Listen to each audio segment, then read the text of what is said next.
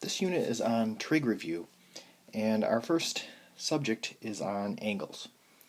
So you may remember that if you have a positive angle, it's going to open up like this, and if you have a negative angle, it's going to open up in the opposite direction like that.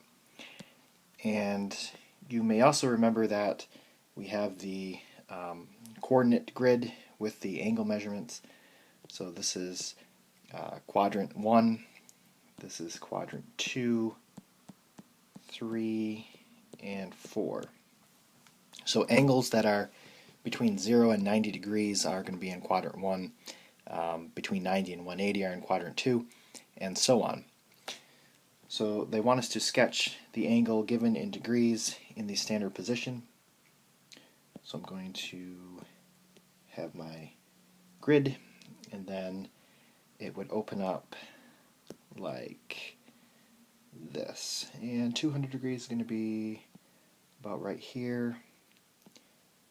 And it doesn't have to be exact, but it should definitely be in the correct quadrant.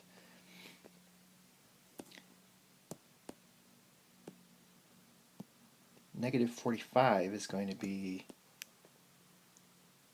here, and it opens like that. And then 390. Now normally we go from 0 to 360, but again if we have negative angles we go the opposite direction.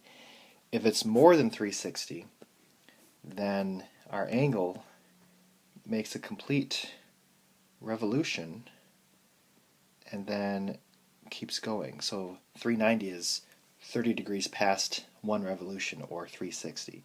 So it would look like that.